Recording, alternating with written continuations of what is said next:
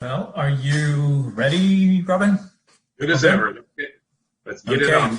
Let's start it then. Welcome everybody. Welcome to the third speaker series of the fall 2020 semester. I'm AJ, director of the Gazarian Real Estate Center. I'm happy to see everybody here, and hopefully you're all staying healthy and safe. So today we have our own, I guess I will say, Robin Kane. Robin is VP of Senior Vice President at Moharevi Group, and he'll introduce himself. He's got a slide on all his credentials and all that, but he's also a member of the Gazarian Board of Advisors, Board of Directors. And so I've invited him to make a presentation today. So a little bit about what we've done so far. Just wanted to recap. We've had, this is the third presentation we've had in the semester. The first one was on kind of like the economics of COVID and a little bit on residential impact. The second one was on affordability, housing affordability, and we had a presentation from Preston Prince, and today we're going to be talking about commercial. So we're kind of going through we're trying to go through all of the sectors and real estate sectors and see how the COVID pandemic is affecting each. Another thing that I wanted to mention quickly is that, and I'll mention this again at the end, is that Fresno State has on Tuesday they call it the dog day, the day of giving, and so I would very much like to see if some of you could potentially donate to our cause, to the Gazarian Real Estate Center. So we'll talk about this at the end when we're finished. So if you have any questions for Robin, you could, at the end of the session, we'll have a few minutes for Q&A. And at the same time, if you have any questions, you could post them on the chat and I can bring them up. Okay, I'm going to be taking care of the slides, and Robin is going to call on them, and I'll move them forward. But that's it for now. Robin, you have the floor, or the screen. Thank you, and thank all of you for attending this. When AJ and we were just talking a few minutes ago there about when we were deciding to have this speaker series, the date, we were talking, knowing that the election was pending, we thought, I think it would be better to have it post the election as opposed to pre as a prediction. And I think that played out very well. The other thought that I was sharing with him is originally when we were talking about this, it was in August. And as someone had said at the time, we're in the middle of the four horsemen of the apocalypse, because if we all recall, the fires were raging, the Central Valley was filled with smoke, so cloudy you couldn't even see the sun. On top of that, it was triple digit. We were going through almost a 45-day stretch of triple digits, and the economy was reeling, and we had a pandemic on top of that. And when we were talking about these pending ballot issues and the election, it was, how are we going to frame this? So it was very interesting that it came out the way it is, and we're going to be talking about that. My name again is Robin Kane, and I'm Senior Vice President with the Moravi Group.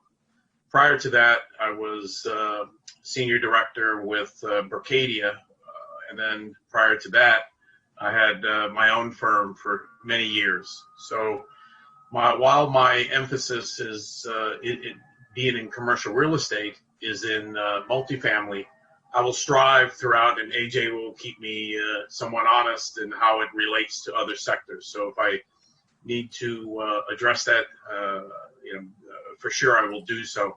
But it will be from a point of view as a commercial broker, as someone who's analyzed this market for quite a while from a multifamily standpoint. So with that, AJ, if you want to bring up the slides.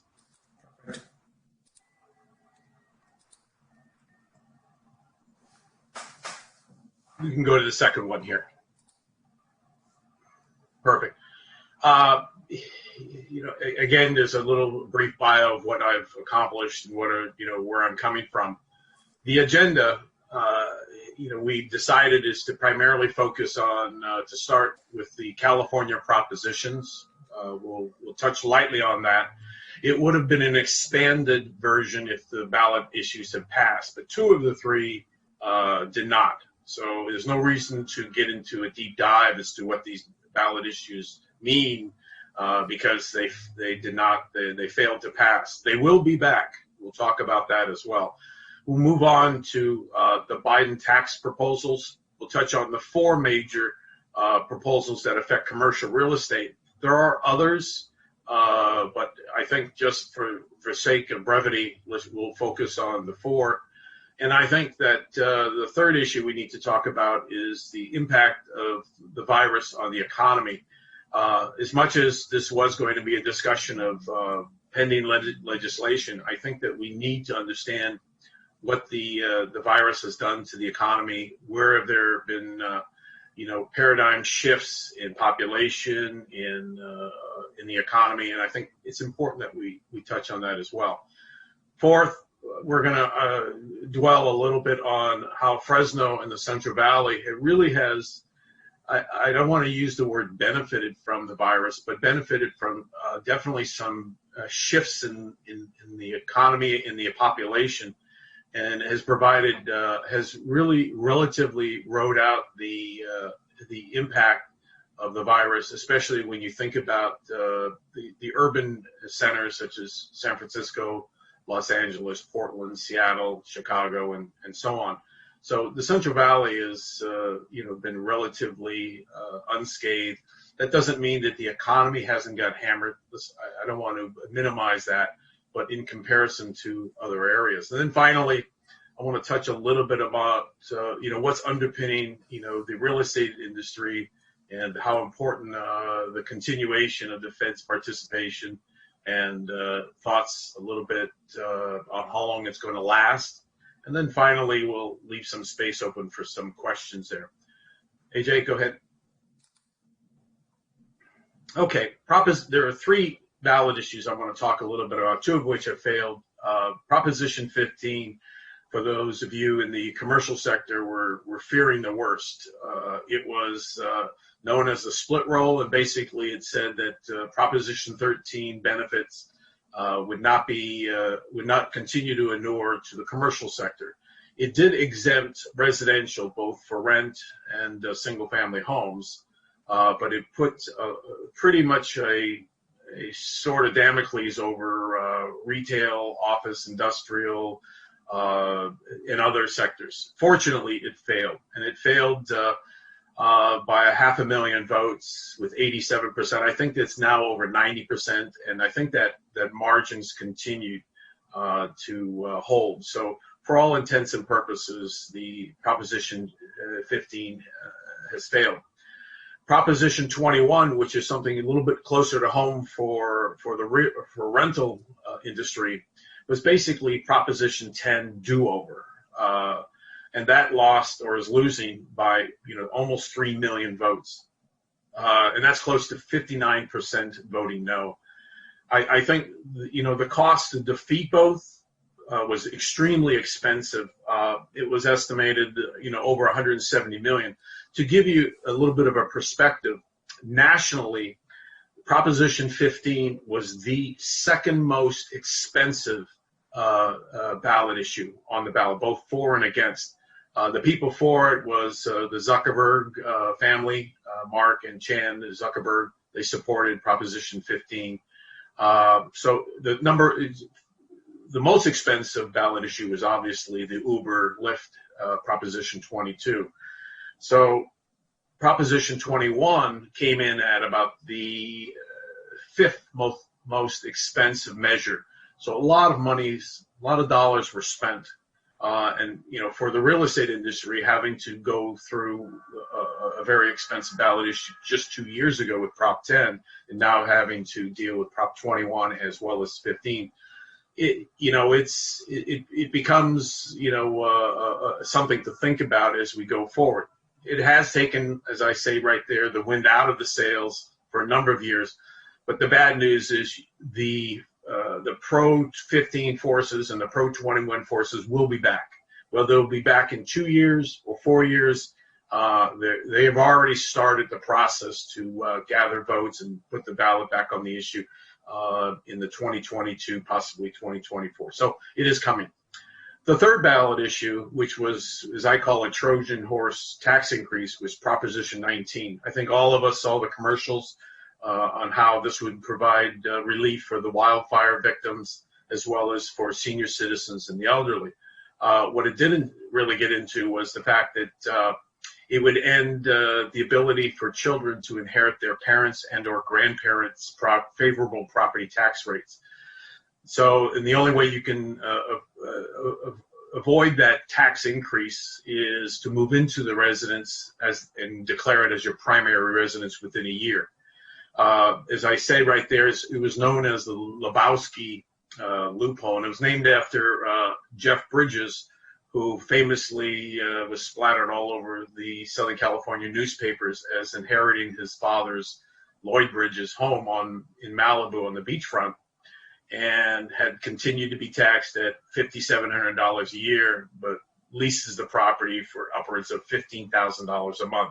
So he became the poster child for getting this thing on the ballot, but as we were witnessing the commercials, we never saw any really mention of that. So anyway, it's passing, and chances are it will pass there. So these are, the two that we have to worry about primarily in the commercial industry. Proposition 19 did pass.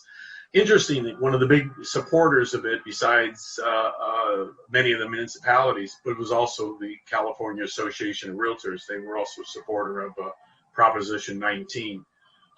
If you think about where is the impact, it's primarily in mountain homes, beachfront homes, homes in Cayucas, Carmel, Malibu, Santa Barbara, and so on. And the children inheriting the homes are maybe faced with increased taxes there. So anyway, this is where we see the ballot issues right now. Go ahead. Now, the Biden tax proposals. As I said in the beginning, there are several other tax proposals that Biden has proposed, but nonetheless, these are the four that have probably the largest impact. The one that has been most concerning to the commercial real estate industry is the loss of the 1031 tax-deferred exchanges. He has seen this as being able to generate over the next 10 years as much as $750 billion. And let that sink in for a minute. That's a huge sum of money.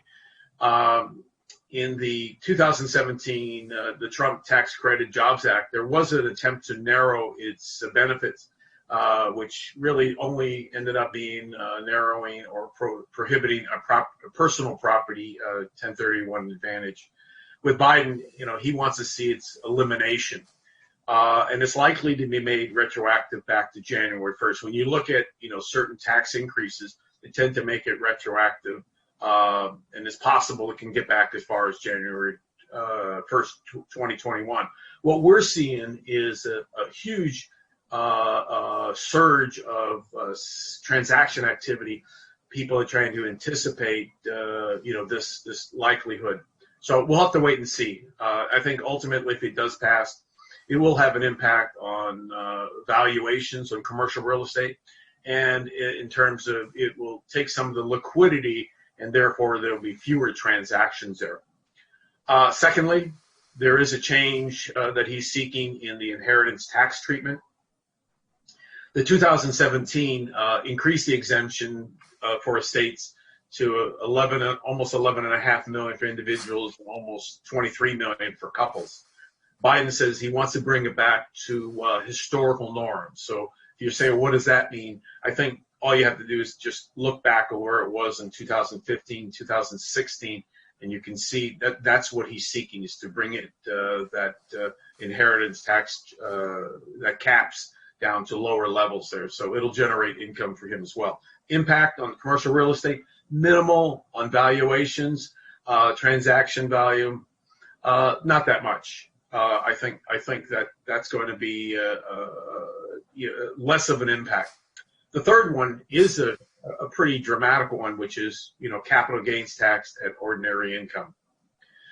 And what he's looking to do is if you make more than $1 million, that you will have your capital gains taxed at their ordinary income rate, which would be somewhere around 39.6 according to his plans. That can have an impact. Capital gains treatment is a very popular, a very critical component to commercial real estate. So that one can have an impact on valuations as well as, fewer transactions there. And then finally, as a positive, in fact, this was actually in the major papers this morning, he's really seeking to provide assistance to affordable housing, to rental housing. And in his plan, he's estimated that he wants to put in around $690 billion to help renters, not primarily on Section 8 vouchers, but just all throughout the affordable housing sector. Additionally, he wants to set aside $20 billion to build more affordable housing. And then finally, bring an increase of $10 billion to LIHTC deals or low-income housing tax credit deals. The impact of this would be very positive for the rental industry, and it would increase new development. But in the end, it just would not meet the surge in demand. The demand for rental is just huge, not only locally, regionally, but nationally. Affordable housing, is a serious issue. What's interesting when we think about Proposition 21, one of the stories that they were trying to use to draw favorable votes for was to use the homeless. Well, the homeless issue hasn't gone away, but at least they didn't see that rent control was going to be a solution to that. So I think, as we go forward, top of the mind is providing solutions to the homeless as well as increasing assistance, be it for existing affordable housing as well as new construction. And as I say right here, the wild card is the last two remaining Senate seats in Georgia. There's a lot of prognostication in terms of what the chances are, but they need those two votes. There was some discussion of votes being counted in the Alaska Senate seat, but I think all the focus is on these two seats.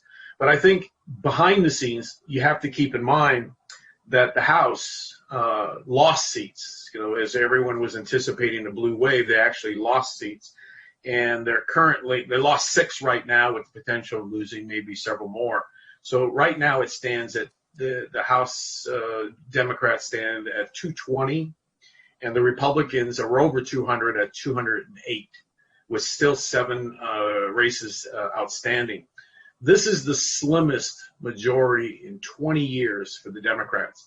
And I think the Speaker, I think Pelosi is smart enough to know that, anything that's going to put at risk those moderates that are in swing districts for 2022, she's going to be not only a limiting factor besides the fact that the Senate may stay. So when you look at these 4 issues right here, I think there may be some impact in terms of tax deferred exchanges. There may be a cap. There may be an alternative minimum tax on it. There may be ways to recapture. But I think the worst predictions, I think, will be tempered by the fact that being pragmatic, the fact that you have to deal with potentially a Republican Senate and a reduced Democratic majority in the House. So we'll see. We'll see how this plays out. But I think going into the election, the fear was quite a bit higher. I think things are being a bit more tempered and a bit more level-headed now. AJ? When we think about the impact of the election, we can't help think about the impact of the virus. And we want to spend, a little bit of time, thinking about, where has the impact is and what this means for us in the commercial real estate. If you look at the slide right off the bat, you see it's, April, the job losses were in leisure and hospitality. So in commercial real estate, what does that mean? Well, it means gyms, bars, resort hotels, convention activity, hotel motel business. So those jobs really just got hammered because of the stay-at-home protocols that we were all experiencing back in April. Education and health, you could see with a lot of the activity, schools being closed and being taught online, that brought a huge impact in that as well. As you look at the bottom half, you could see in terms of like information, financial activities, those things are, you can work from home. So the impact there was minimal. Wholesale trade, transportation, warehouse, well, you could see that as well because those were deemed essential. Just think Amazon when you see those type of activities. When we look at the next slide and say, okay, where have we recovered? In this next slide, you'll see that the percentage of job loss recovered through September. Well, the retail trade has picked up. I mean, when we think back in April, May, we were faced with Main Street being closed.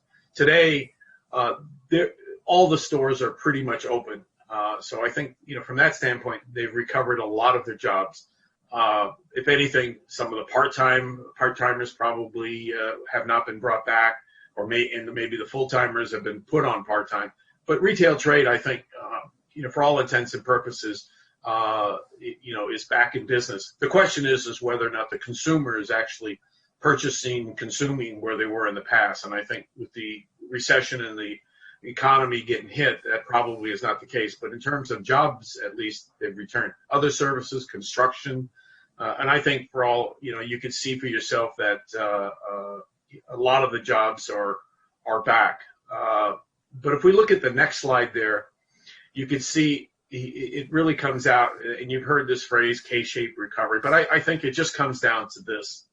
In the left side, you could see that those who had less than a high school diploma really not only experienced the deepest dive in employment, but also has struggled the most to try to get back to square one. And as the person is more educated, they're probably working in either essential industries, either management positions, or in businesses that they can work from home. In the white collar tech industry, banking, financial, that they can work from home. So they've pretty much gotten back to square one. So if you think about it, this has really hurt the lower income, part of our economy. If you look to the right, that really shows up very much, that the people making a minimum wage or less, than the $15 an hour, you can see they've struggled.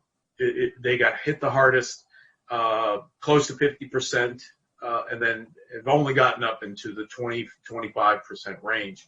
Whereas those that are making medium to high income, again, their losses were, still double digit, but as it stands now, they're close to, getting back to square one. So it really has been a very uneven recovery. So when we think things are better for us, I think we need to keep in mind, that it's not better for those that are less fortunate or people who make less income. Next one, AJ. In this one, when we look about specifically, when we think about renters, this is an excellent tool that I think that I recommend everyone to use. You can see the source. It comes out of the Census Bureau, and it's known as the Household Pulse Survey. They have, AJ and I were discussing, not only talk about renters, but they also have a commercial aspect as well. They ask commercial businesses how do they feel about paying rent. So I think I would draw your attention to utilize that. You can get into the Census Bureau. You can probably just Google Household Pulse Survey, and it will come up. It started actually in the late spring, and then it stopped during the summer and for funding reasons, and then they restarted it back in August. But what you could see in this, it shows where certain parts of the country, have little or no confidence that they're going to be able to pay rent. California is sitting at 25, Texas 27. Nevada, obviously, with the gaming industries that got hammered, they're sitting at 29%.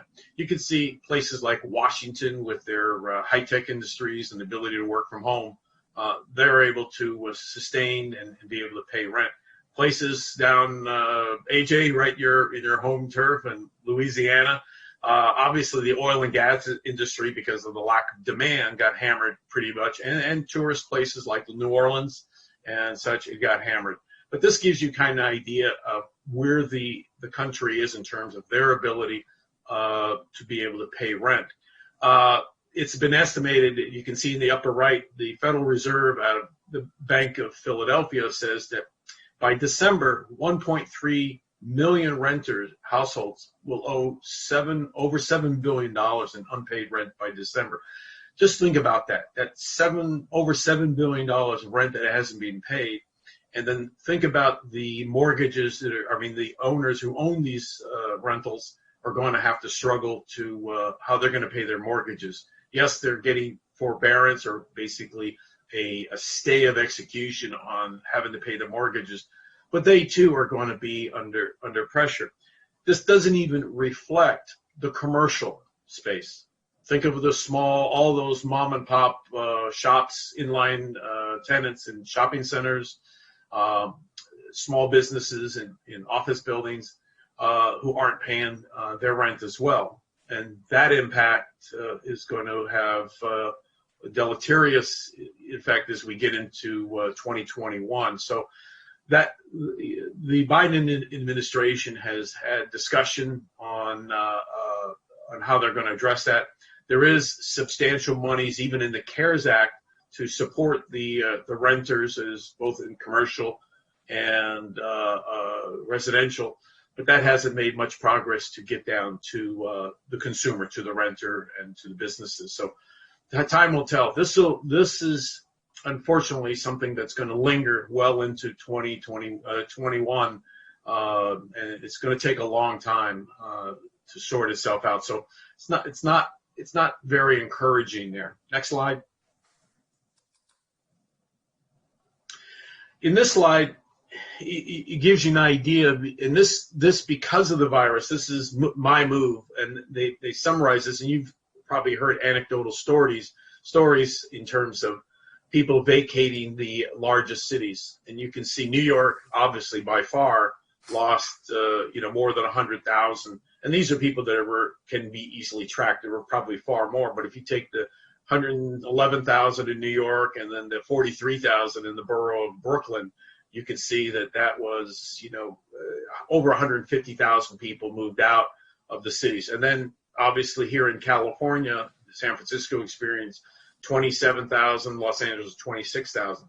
Well, they moved out, but where did they go? Well, out of state, they moved to places you could see, Las Vegas, even with the gaming industry being hammered. They did move to Las Vegas, Nampa, Meridian, which is a suburb of Boise, and then you can see other parts of the country that had experienced it. But most of the people in California moved inland. And they moved inland to the Bay Area, moved inland. Right now, the areas such as the Tracy, Manteca, Stockton, Modesto market is just on fire in terms of the amount of influx of people that have moved inland into the valley. In Los Angeles, Orange County, a lot of those people moved into the Inland Empire, the San Bernardino, Riverside counties, and they've experienced a huge influx of people. And these are, these are post-coronavirus. If we look at the next slide, this kind of summarizes where I want to talk about the Central Valley. The inland counties, as I said, had massive population inflows, but this was pre-COVID. If we look at the statistics, we had flows of population moving into the Central Valley and the Inland Empire, prior to the virus. Obviously, the virus accelerated that, but what was the reason? Well, it was the fact is the rents had gotten so high and the job picture so strained that people were seeking a better quality of life, less expensive. So the areas that I had mentioned outside over the Altamont Pass from the Bay Area, and then into the this Ontario, Riverside, Chino area, experienced people moving prior to that, and it really basically there was negative job growth, negative population numbers up and starting probably about 2017. So this trend only accelerated in the last few years, but we'll show a few slides later to kind of give you an idea. Now, in terms of how does this impact us, well, you're looking at population growth, you're looking at job growth, you're looking at an expanding base for businesses to be able to provide goods and services to. So, this is a trend that had been going on and only accelerated with the virus. The second thing is, in terms of specifically multifamily, and we'll show a slide of this, is that even with the job losses, the vacancy, that had happened, throughout the U.S., and the state of California, the Fresno vacancy rate was just above 3% and about 2% lower than the national, historical average. And if we're going to look at a slide in a second showing that these trends were occurring prior to the virus. And again, it reflects the fact that the occupancies, have been, held up and only accelerated because of the virus. Third, rent growth, same thing. Not only did we have population inflows and vacancy decreases, rent growth. We were for years, I'm going to say probably 3 years, year-over-year rent growth in the Central Valley, Fresno in particular, had been at least 2 to 3%, 200 to 300 basis points over where the coastal markets were. Today, we're looking at about a 3.6% year-over-year rent growth. If we compare that to years past, we were clipping along at 4 to 6%. So at 3.6, while down from previous years, is just so much better than San Francisco, which is sitting at a minus 11%, Los Angeles almost 2% negative, and then San Jose almost 8%. And if you say, what is going on that has caused this influx? Not only the virus, what that did is because of the work from home, a lot of those industries in the Bay Area were allowing their people to move to stay at home and work. Well, if you just think about logically, why would I want to pay in San Francisco $3,000 and share an apartment with 3 other people that I have to work from home from? Or I could move into Modesto, Tracy, Stockton at $1,800 and live in my own place. It wasn't a rocket science to figure out that made a whole lot more sense. In fact, this trend has been so dramatic that companies like Facebook and Google have intimated that when their employment contract comes up, they're going to review their what they're being paid, because part of their reason they were being paid so well was to pay for the cost of living. Well, if you can work in these outer counties, these other areas, there's no reason to pay them as much. So it very much is on their radar as well.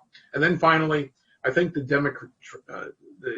demographic trends will make the 2020 through 2030 an excellent decade for the Central Valley. And that primarily stems from the fact that millennials, which are the largest part of the population, are now in their 30s. They're now beginning to, form households, raise families, and looking to buy homes in the suburbs. So the Central Valley makes a whole lot more sense as opposed to living in the urban market and trying to figure out where you're going to put your kids to school. Here, you do the things that your parents did. And so they're beginning to, consider moving into the suburbs. And the Central Valley is, just perfectly suited for that, as well as the Inland Empire as well. Next slide. And here's an example of the vacancies. If you look at this, look at pre-COVID. If you notice all of those lines starting from the bottom, which is Fresno, that group, the bottom half of that grouping pre-COVID are all valley communities. You can see the vacancy rates on the upper part of that line were mostly communities that are in what we would call the coastal counties. Coastal counties such as Los Angeles, San Jose, the East Bay, and San Francisco. When the virus hit, you could see what, as I was mentioning before, what happened to San Francisco. It just exploded in terms of people vacating. There are stories right now where the only leases that are being done in the city are the residents moving from one apartment next door to the other apartment at 70% of what they were currently paying.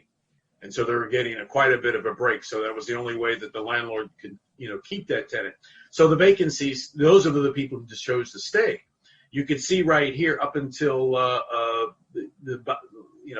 where that line is, the line to the right, the forecast line. You can see the vacancy shot up, and it's not looking like it's going to change once you get to the even in the 21, 22 markets for San Francisco and San Jose.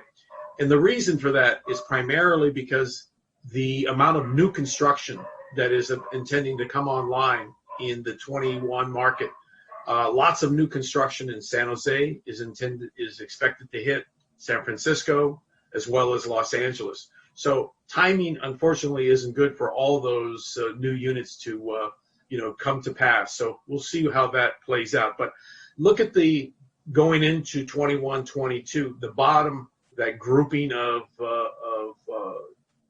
where it's all the towns. Those are all Central Valley and Inland Empire communities. So you can see that even going forward, this is going to be a trend that's not just driven by the virus. Next slide there, AJ. In this one, we're talking rental rates, what you're actually getting in rent. You can see where Fresno is, and it occupies that along with Bakersfield. Our trend line going forward continues relatively, not like we're missing a beat. You can see it just continues to climb 3%, 4%, whatever it is.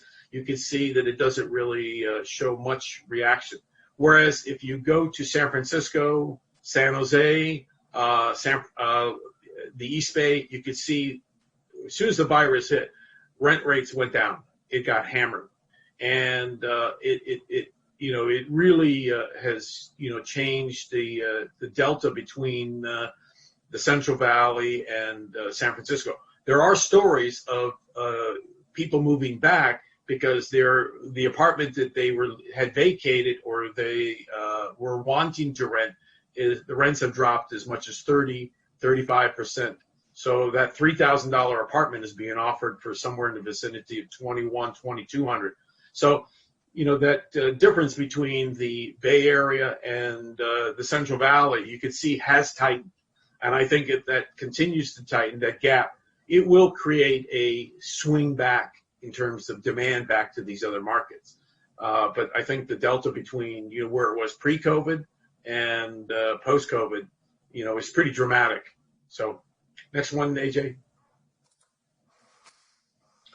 This one is just a quick summary of occupancy growth and rent growth, all on the same graph.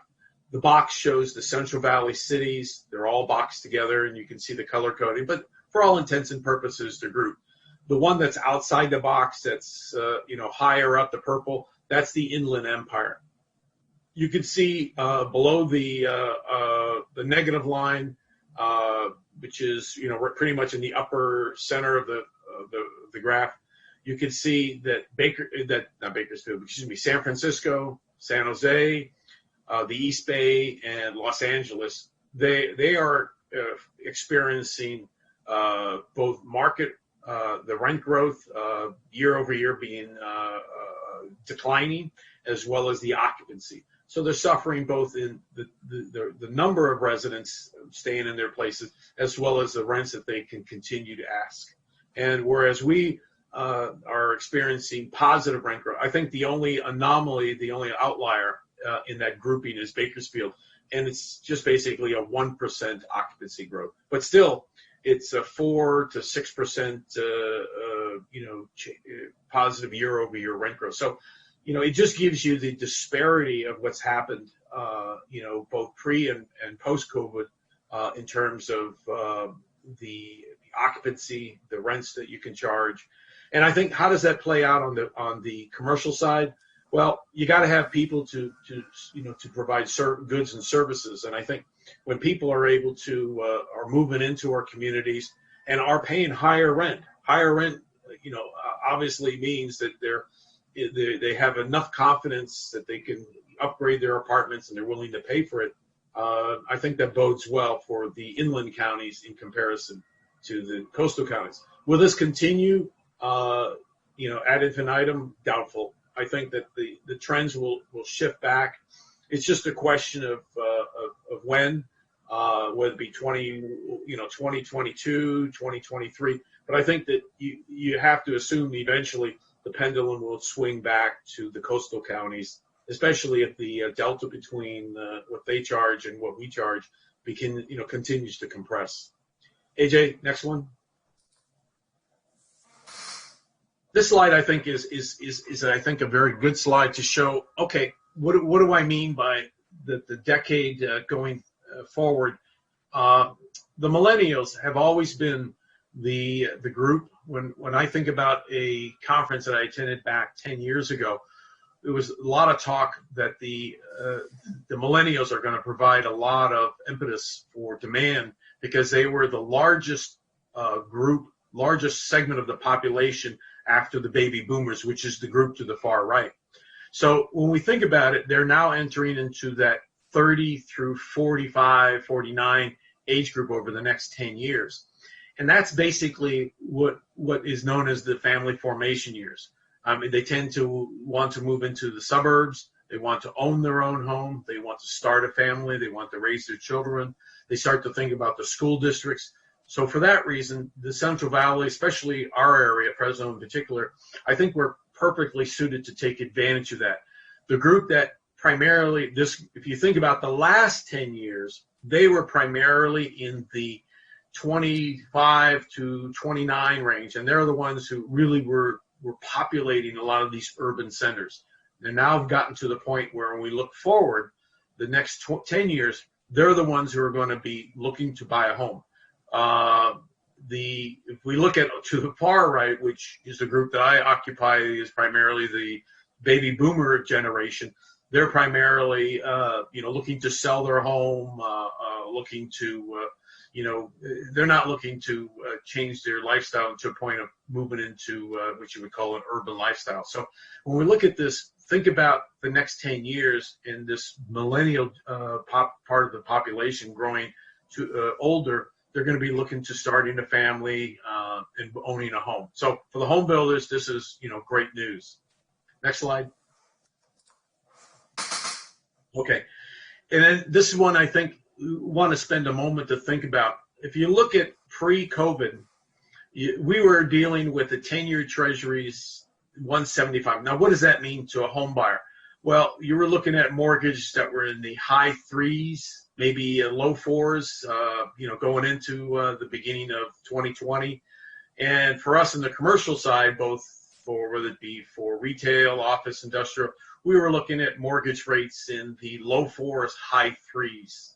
So when the virus hit, you could see that the treasuries just dropped like a rock. I mean, dropped to an unbelievably low number. In fact, there was a moment, it doesn't show up on the slide, where it actually was negative.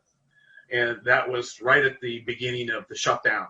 Well, what happened was the feds have stepped in and realized they could not let this happen. And they didn't want to repeat the mistake of what they did in 08, 09, 010, and allowed the economy to completely tank. Chairman Powell put it real simple.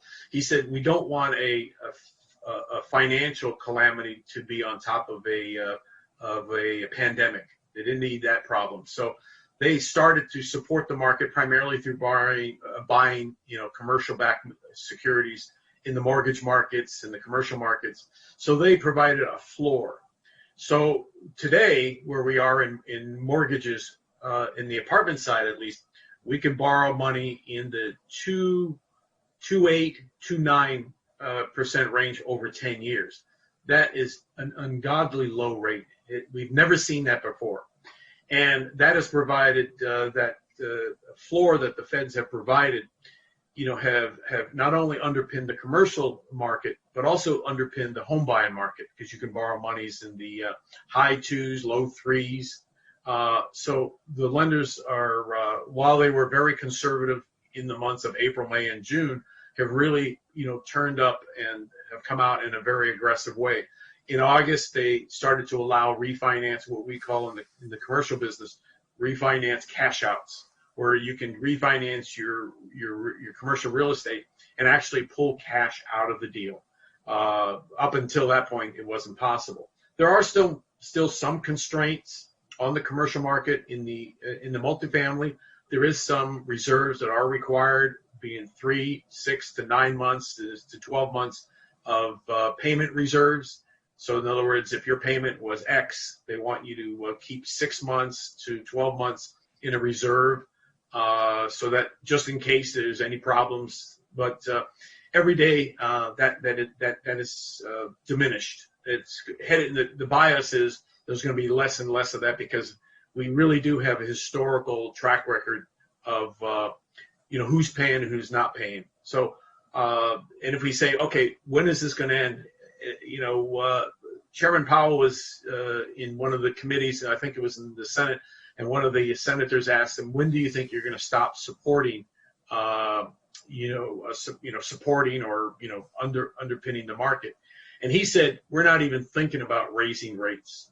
And so their philosophy is that probably the earliest that what's been spoken is probably 2022, 2023.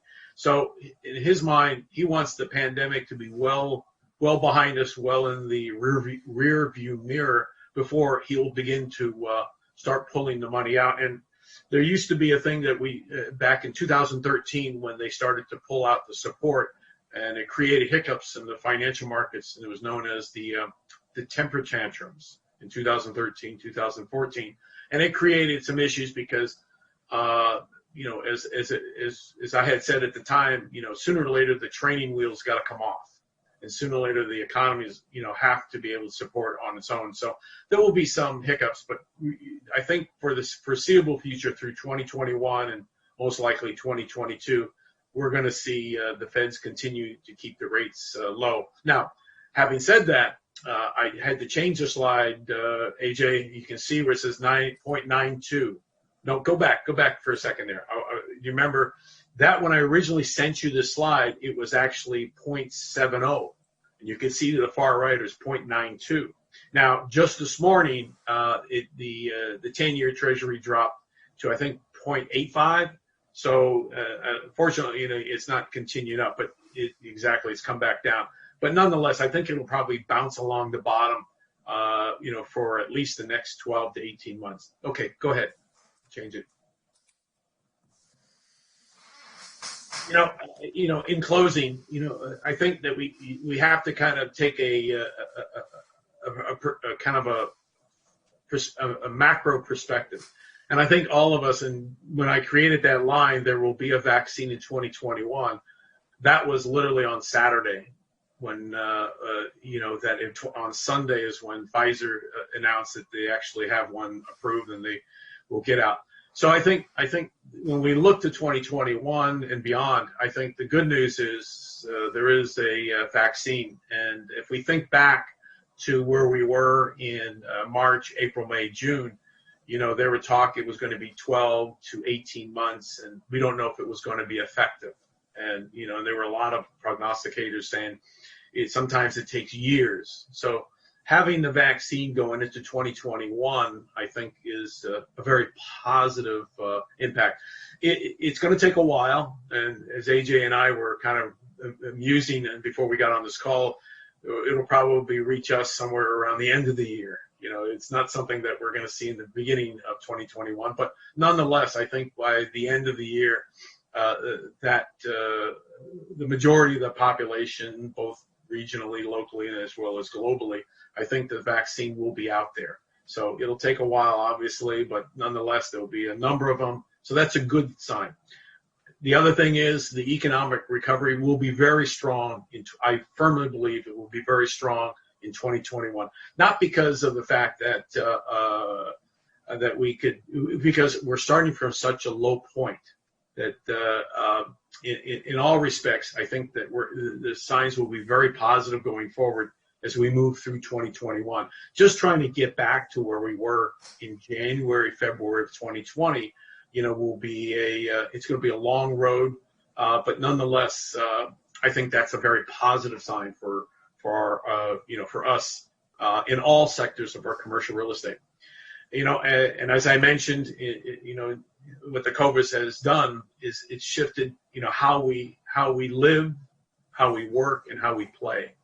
In working from home, I think that's going to stay with us. That's going to have an impact on residential, on providing homes that have all the tools that you need, either home offices, robust fiber optics, Wi-Fi, all those things, whether you rent or own. Those things are going to continue working from home. We were talking a little bit about, there was a little bit of a trend where people are getting tired of working from home, but they don't want to drive into work and be in that environment. So I was telling him that there was a story about the hotels providing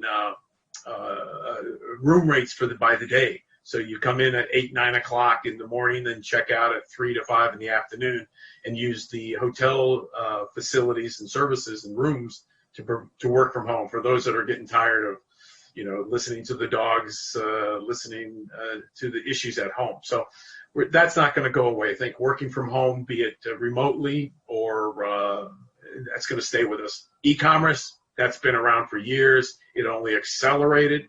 That's not going to change.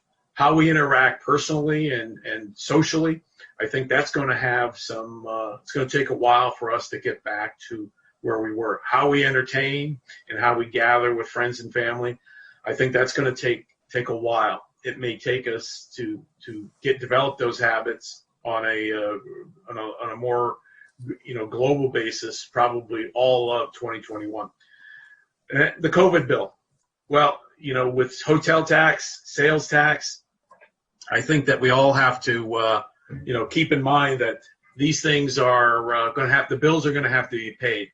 Whether Biden is able to pass through Congress relief for these municipalities, just understand this, that there will be furloughs that we may see, that we saw back in 08, 010, that may occur as we move into 2021. And then, things are going to be a bit more difficult. But those bills, we unfortunately, we've accumulated quite a bit of IOUs. And unfortunately, it's going to have to be paid. Taxes will rise, to pay for those bills. But I think that, the positive things that are happening both in the job, population, and rent growth will continue to have just absolutely positive effects on commercial real estate. I don't want to equate them as being speed bumps, but nonetheless,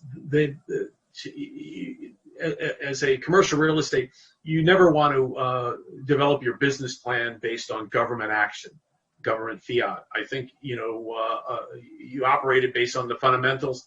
I don't think that's going to change. The bill will be higher, but it won't overshadow the great things that are happening. As I said, rent, occupancy, population growth started before the virus, and it will continue past. And I mentioned already about the millennials. The millennials is, the largest population. We're perfectly positioned to leverage that trend. We're not in a downtown urban market. We're just in a great place with great schools. I think that we can enjoy that. And finally, I think that we can count on the feds to provide support, well into the market there. And I think, as I describe it in my agenda letter at the beginning, it's like a punch bowl. And I think that having the feds continue to provide the refreshments, cheap money, commercial real estate is, perfectly suited to, take full advantage of that. So in that, AJ, if there's any time left for questions, I think we chewed up a lot of it, but I'm more than happy to take, whatever may be possible. Great presentation. There was one hand raised. I think it's 12:56, but we have time for a few questions, I guess, and we can always stay. But I think Deborah has a question. What has been the impact on the college apartment unit sector? You're talking student housing. Yeah. We did I had a number of owners who I know most of the owners around Fresno State. Let's speak more globally. It has been a substantial impact with the colleges working from home. I know owners who are in the cities of Davis, outside Sacramento State, Chico State, and they were expecting the worst. I think that things have not been as bad. They're not as good as they would hope, but they're not as bad as they were feared. I think you're seeing owners appeal more to more of a conventional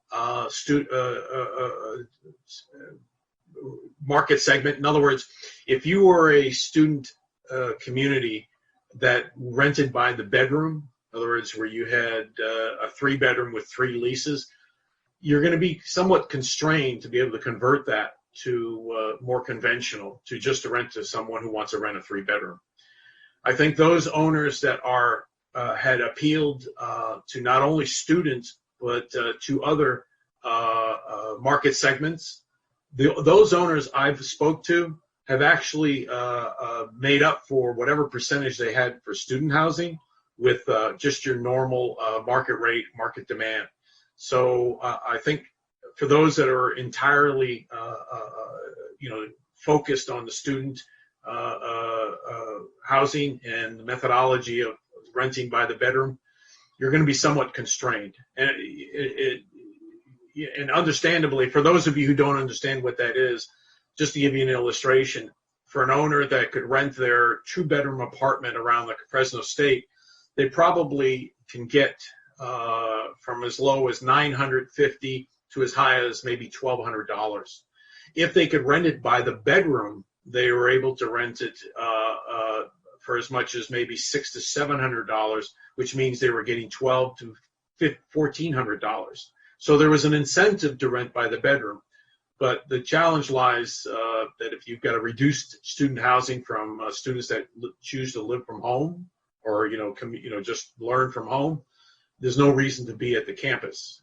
So long term, I think, AJ, you and I were talking about this, that there's still some thought of what the fall of 2021 is going to look like.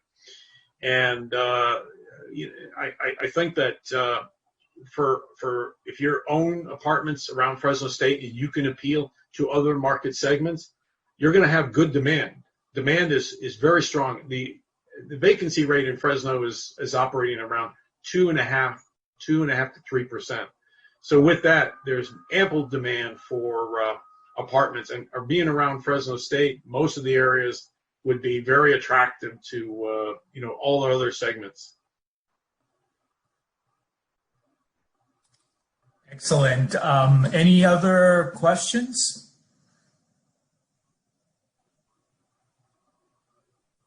Yes, I raised my hand. I'm sorry. Oh, sorry, I couldn't see that. Okay, go ahead, Nasir. Okay, thank you. Hi, Robin. Hi, Nasir. Thank you so much for the excellent presentation, as always. You mentioned in your presentation that you expect the decade of the 20s, 2020 through 2030, to be a good decade for the Central Valley. And if I'm not mistaken, you were talking about the multifamily apartments at that time.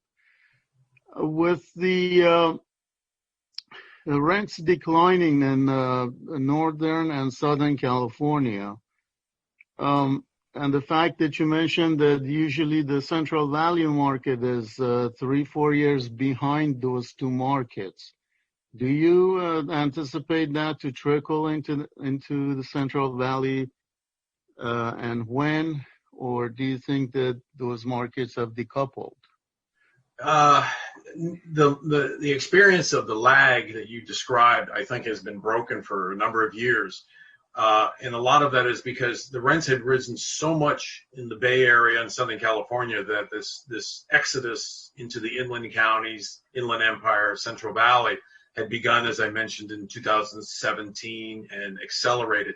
When the virus hit, it only accelerated that movement there. So the rent decline that are happening in these areas is really a direct result of the virus, of the people leaving the cities, and a lot of those people can work from remote locations. So there was no reason for them to stay in the cities. If you think about it, the reason these people were compelled to live in the urban centers was not only because it was close to work, but also too they can enjoy all of the amenities that an urban environment has: museums, restaurants, the bar scene. All of those are closed. So again, the premium that you were willing to pay as a renter was really made no sense. So they moved to more economical areas, either by choice or by default. The lag that you referred to in terms of decline in rent, if you notice that one slide where it showed that the rents were declining, our rents were increasing. That delta, the difference between the two, if that continues on that trend, it's really going to give less and less reason for people to wanting to move into Central Valley because of the fact there isn't that much difference. If I'm paying in the city in San Jose, for example, $2,400 to $2,600, and I could move to the inland areas, let's say Modesto. Up until a year ago, you could rent in that area for $900 to $1,200. Right now, Modesto rents are almost in the $1,800 range. So that only equates to a $600 difference. So now all of a sudden, the reason to move becomes less and less. The thing that the constraint on the Central Valley, and that if you go back, if you think about that slide that showed income levels in terms of who got hurt the most, you have to keep in mind that there is a cap on our rents here because of just that we only make so much money. We're not a wealthy community. Our median income, I think, is around 48 or 52 household, about that. Yeah, it's somewhere around there, 50. Yeah. Let's just say 50, the median. Yeah, and so when you think about the ability to raise rents or retain rents, keep in mind where most of those residents earn. So in the lower income of our community, as much as that I said the vacancies have declined or stayed pretty low, I know many owners who got properties with people who are earning basically a minimum wage or just slightly above. They got hurt. They did not avoid. If we look at properties in Fresno that are above the median, above average rents, they are doing relatively well and are relatively unscathed. So in the same sense that the slide that I showed, how disparate or how different that the impact of the virus has done to the economy, keep in mind that has also been the exact same effect on properties.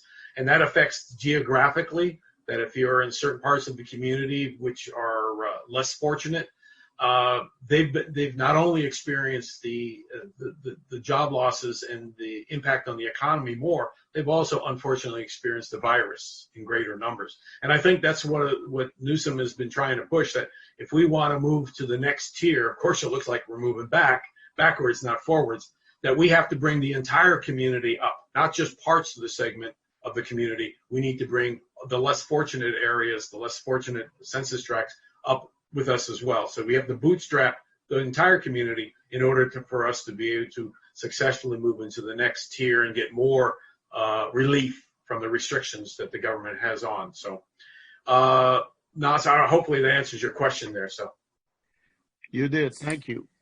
So I guess the question comes is how temporary this situation is going to be, and how is it going to be affected once you have that, COVID is out, and, the people that are, have moved inland want to go back. Will they want to go back to, let's say, the San Francisco area and so on, to look for the amenities that they were, that attracted them to that place in the first place, right? So, I mean, can Modesto and Fresno and the inland areas do something in the meantime in this couple years so that these people can actually stay and not move back.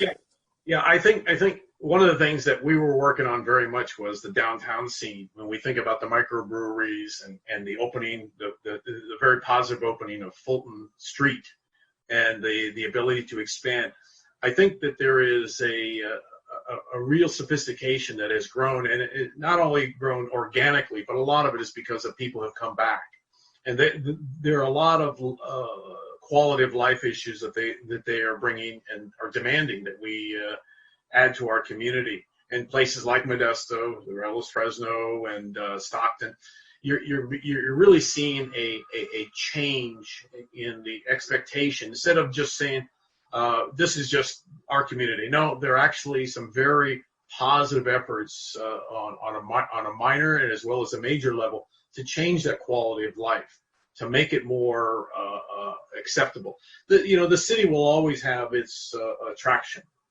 and I think if that compression happens more, where the difference between the urban and the suburban markets begin to continue to tighten, it will shift the pendulum back. But I think that the millennium issue, the growth of that part of the population wanting to own a home, very difficult to live in these areas and afford a home that you want. Yeah, you could probably afford a condominium, but it kind of defeats the purpose of raising a family, having children, pets. So they're beginning to look at homes, and you just can't afford it in some of these urban areas. And if you look at the peninsula, Santa Clara County, just way too expensive. So they're moving, for them, they're moving down towards the Hollister, over the hill into Los Banos, and then in the Tri-Valley area, which is basically Diablo Valley, Livermore, Walnut Creek area. Those people are commuting over the Altamont Pass into the Modesto. Basically, first city would be Tracy, Manteca, into North Modesto, and then into Stockton. So that's not changed. That trend has been going on for 10 years. It only got exacerbated by what happened with the virus. And the people are saying, we've been thinking about moving. Now we'll move. So it kind of like gave them the impetus to make that decision. As far as moving back, as long as you can work from home and the employees, or you can even telecommute. In other words, you work 3 days a week, okay? And then you'll go into the city for 2 days. You can Airbnb or find a place to spend the night, but you'll still live. You and/or your family will live in the Central Valley. But if your employer asks you to come into the city, for meetings, things like that, and need to be in presence, what some of these companies are doing, some of the commercial companies, these large employers, is they're creating what they call a hub and spoke kind of environment. So instead of having just one centralized location in the urban core, they're creating these outlying like using WeWork, using co-work environments where they can get groups of people who happen in the same suburb together, as opposed to having to come all the way in and get into what would be a very frightful experience in a subway or a bus or a train. This way you can get, and this is happening in a very rapid fashion, where you're seeing places make arrangements with co-working environments like WeWork, and then people can go get together and then join in with a call, but they can get that kind of person one-on-one environment. So things are changing. Those paradigm shifts in terms of how we work, how we communicate, those things aren't going to go away. Excellent. Well, I think it's we've already passed the hour. So great job, Robin. Great presentation, and thank you so much for all the information you've provided. I will just wanted to tell everybody I will post the slides with your permission, Robin, on our website so that everybody can access them, and then I will make a video of this presentation as well and post it there. So everybody should have access to the material presented today. So once again, thank you so much for coming in today. I want to again remind that Tuesday is Day of Giving for Fresno State, and so if you have an opportunity to donate to our cause. It benefits the student, the center, so we really appreciate it. Any last words, Robin? I just want to thank everyone for attending and sticking around. I mean, it's a great experience there to be able to help, to help the community, and definitely the Gazarian Center as well. Thank you. Everybody's going to receive an email with a survey that you'd like to please answer. One of the things we really look for in this email is what next. So what would be a good presenter and what sector. I'm thinking that the next one will probably be coming from the real estate finance sector. So keep out a look for us. And thank you so much. Have a great afternoon. Thank you, Robin. Great job. I owe you one of the Fresno State bottles that I have in my office. Okay, thank you. Have a great day. Thank you, everybody.